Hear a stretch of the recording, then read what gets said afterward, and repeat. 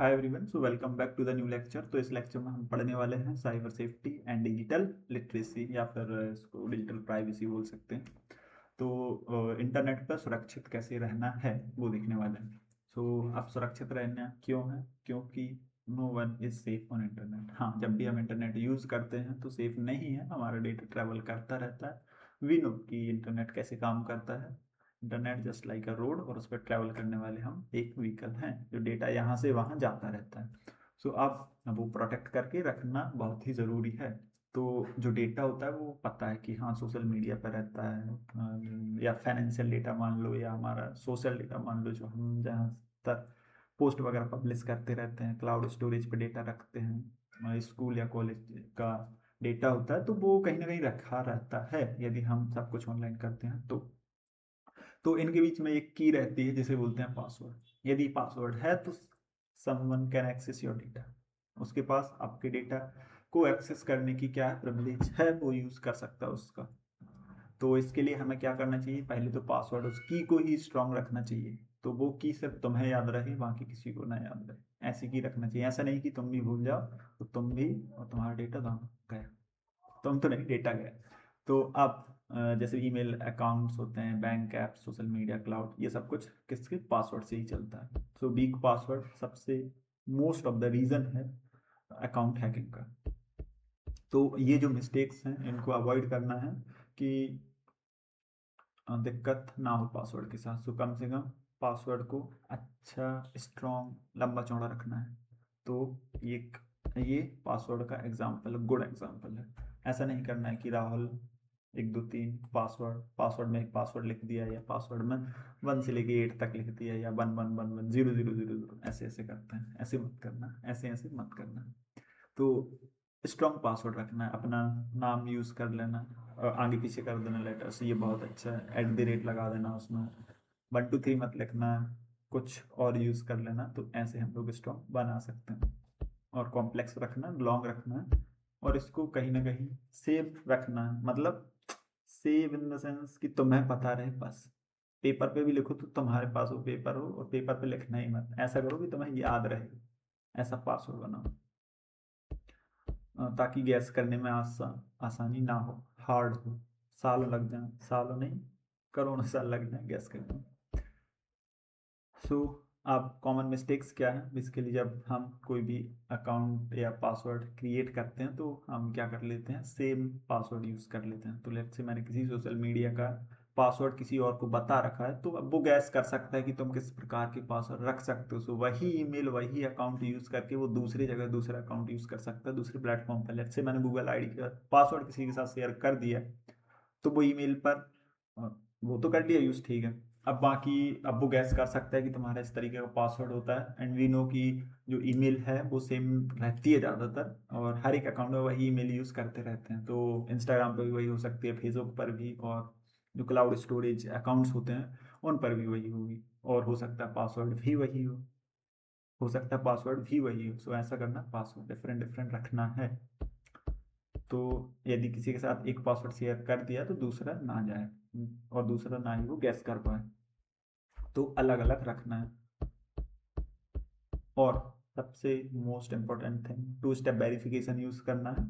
और दूसरा, password manager से यूज़ कर सकते हो। पासवर्ड मैनेजर में गूगल का खुद का एक पासवर्ड मैनेजर होता है। 2 स्टेप ऑथेंटिकेशन के लिए माइक्रोसॉफ्ट का ऑथेंटिकेटर ऐप होता है, और गूगल का भी ऑथेंटिकेटर होता है। इनका हम यूज़ कर सकते हैं, जो बहुत ही अच्छी तरीके से काम करते हैं। और पासवर्ड मैनेजर की बात करें तो गूगल के अलावा भी एक ओपन सोर्स है जो मैं यूज़ करता हूँ कंप्यूटर, लैपटॉप वगैरह में, जिसका नाम है पासबोल्ट। तो ये सेल्फ होस्टेड रहता है, ओपन सोर्स है, मुझे बताने में कोई दिक्कत नहीं है। ना मैंने कभी पैसा ले रखा है ना कुछ। सो मैं सर्च कर लेता हूँ पासबोल्ट, तो ये एक आ जाएगा, one of the best password manager. So I think ये पेड होगा, और इसके लिए तुम सेल्फ होस्ट कर सकते हो, तो इट्स फ्री। बट यदि यूज़ करना है तो यहाँ पे गेट स्टार्टेड फॉर फ्री करोगे तो तुम इसको यूज़ कर सकते हो। तो ऐसे सब कुछ रखना है, और पासवर्ड अलग अलग रखना है, स्ट्रॉन्ग रखना, पासवर्ड मैनेजर है, 2 स्टेप यूज़ करना है। बाकी फिशिंग और बता देता हूँ क्या होता है ऑनलाइन स्कैम्स या फिशिंग। फिशिंग देखा होगा, जब मछली मारने जाते हैं तो हम क्या जो मछली होती है उसको क्या करते हैं, चारा डालते हैं। चारा इन द सेंस नॉट घास, घास नहीं, चारा मतलब जो मछली खाती है वो हम वो होते हैं ना बंसी, उसमें फंसा के कुछ ना कुछ खाना या वो जो मछली को पसंद हो वो डालते हैं, तो हमें क्या होता है, मछली फंस जाती है। ऐसे ही हमारे लिए फिशिंग होती है। और हमें क्या पसंद होता है, पैसा। ऑनलाइन क्या हो, पैसा। तो आप कोई ना कोई तुम्हें लालच देगा ऑनलाइन, और पता है कि ईमेल यूज़ करते हो तो ईमेल पर सबसे ज़्यादा ही चलता रहता है, व्हाट्सएप पे तो और ज़्यादा चलता है। सो इसका ध्यान रखना कि कहीं आपके साथ फिशिंग तो नहीं की जा रही। तो इसकी कुछ कॉमन पैटर्न है डिटेक्ट करने की कि ये फिशिंग है कि नहीं है। तो अटैकर्स करते हैं कि तुम्हारा पासवर्ड मिल जाए या ओटीपी मिल जाए, बैंक की डिटेल्स मिल जाए, इवन बैंक का पैसा मिल जाए, तो इसके लिए फिशिंग होती है। और जो आपके डिवाइस हैं उनका एक्सेस मिल जाए, तो इनके लिए फिशिंग की जाती है।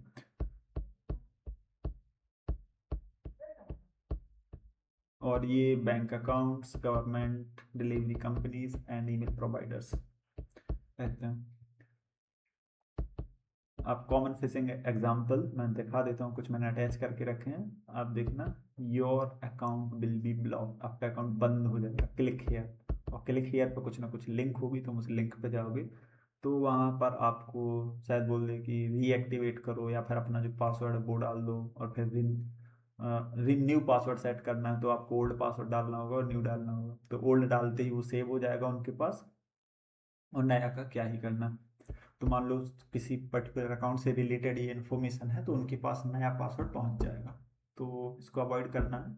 और ऐसे जो मैसेज आते हैं इमीडिएटली, अर्जेंट, ब्लॉक्ड, इमीडिएटली, तो ये सब फेक होते हैं।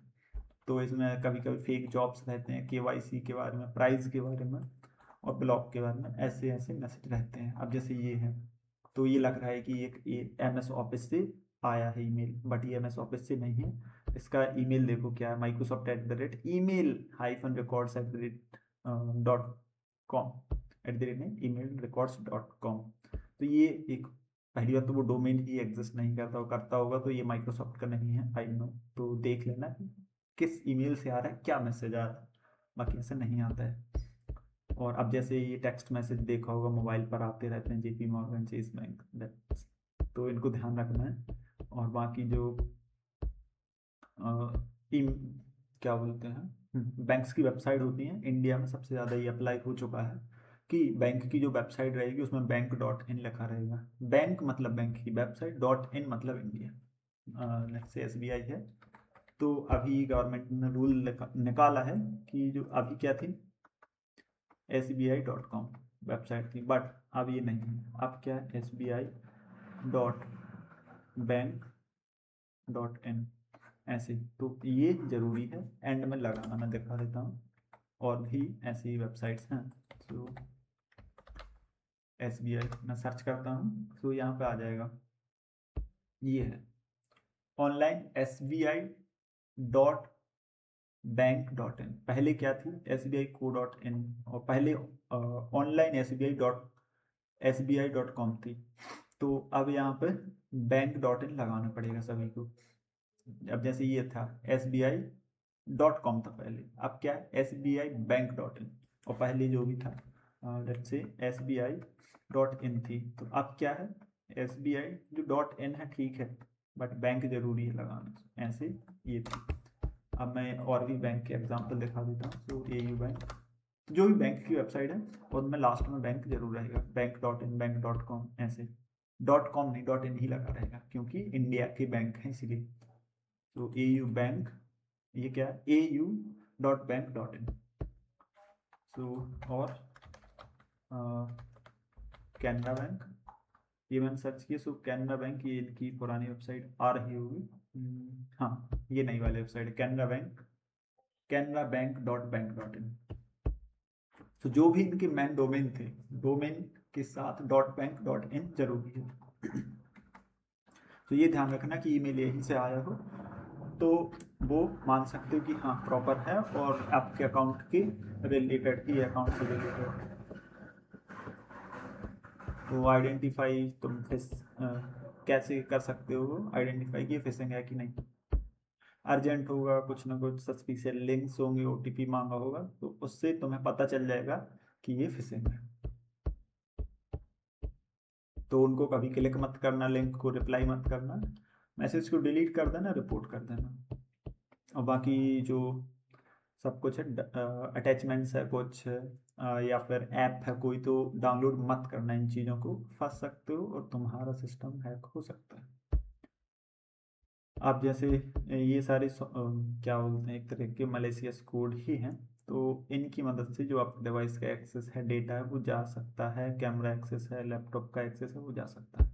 तो इनको डाउनलोड ही मत करना, यूज़ ही मत करना, बहुत ही डेंजरस हो सकता है। और ऐसे लिंक्स हो सकते हैं पर हमें जहाँ से भी हम जो भी चीज़ डाउनलोड करते हैं, तो मेक श्योर कि हम प्रोफेशनल या जो ऑफिशियल रिसोर्सेज हैं वहाँ से ही जो ऐप्स हैं उनको डाउनलोड करें। अब जो मोबाइल ऐप्स होते हैं हम वो यूज़ कर लेते हैं कहाँ से, मान लो मैंने क्रोम पे सर्च किया है, क्या सर्च किया, मुझे कोई ऐप सर्च करना है या गेम डाउनलोड करना है, लेट्स कैंडी क्रश सागा, क्या कैंडी क्रश सागा। तो अब इसका जो गेम का लिंक है, ये लैपटॉप के लिए माइक्रोसॉफ्ट स्टोर में मिल जाएगा, मोबाइल के लिए इनकी ऑफिशियल वेबसाइट या प्ले स्टोर पर मिल जाएगा, तो वहाँ से डाउनलोड करना, ना कि यहाँ पे आके। तो देखो ये तो ठीक है, इनकी king.com इनकी ही वेबसाइट है, बाकी ये माइक्रोसॉफ्ट का लिंक आ गया है। अब इसके बाद ये प्ले स्टोर का आ गया है, गेम यहाँ से शुरू होता है थोड़ा बाद में, मैं दूसरे पेज पे जाऊँगा तो यहाँ देखना है, ये एक थर्ड पार्टी वेबसाइट है ये, तो ऐसी जगह से डाउनलोड मत करना। ऐसे नहीं कि मैं इस वेबसाइट को इग्नोर कर रहा हूँ, नहीं, थर्ड पार्टी से मत करना डाउनलोड।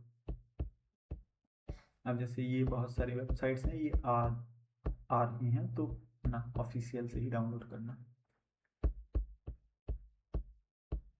आप कुछ लोग होते हैं जिनको इंटरनेट चलाने की बहुत ही चुलमची रहती है, डाउनलोड करते हैं मूवीज़ वगैरह, हाँ, और मूवीज़ भी, हेलो, मूवीज़ भी अच्छी जगह से डाउनलोड करना है। और डाउनलोड क्यों करना है यार, थोड़े पैसे लगा के देख लो, फ्री में मत देखो वरना कांड हो सकता है। तो जब भी हम मूवीज़ वगैरह डाउनलोड करते हैं तो ज़रूरी नहीं है कि जो फाइल है वो वीडियो फाइल ही हो और मूवी ही हो, उसके साथ और कुछ भी हो सकता है, और कुछ मलेशियस को। और पब्लिक वाईफाई, अब इंटरनेट चलाना होता है, मूवी डाउनलोड करनी होती है, इससे पहले नेट चाहिए होता है, तो जो भी फ्री होता है वो यूज़ कर लेते हैं। तो आप जिसका वाईफाई यूज़ कर रहे हो उसके पास सारा सब कुछ तुम्हारा एक्सेस है, सब कुछ मतलब जो तुम यूज़ कर रहे हो उसको पता चल रहा है कि हाँ ठीक है ये कोई यूज़ कर रहा है तुम्हारा, या तुम फेसबुक यूज़ कर रहे हो या व्हाट्सएप यूज़ कर रहे हो, तो वो बीच में कुछ भी कर सकता है। तो इसका ध्यान रखना कि जो airports, railway, cafes, hotels and colleges होते हैं, पब्लिक वाईफाई को अवॉइड करो यूज़ करना, ये बहुत ही रिस्की होता है। और जब भी ऑनलाइन ट्रांजैक्शन करो, शॉपिंग करो, तो मत ही करो ऐसे वाईफाई को यूज़। और इसमें man in the middle attack सबसे ज़्यादा होता है।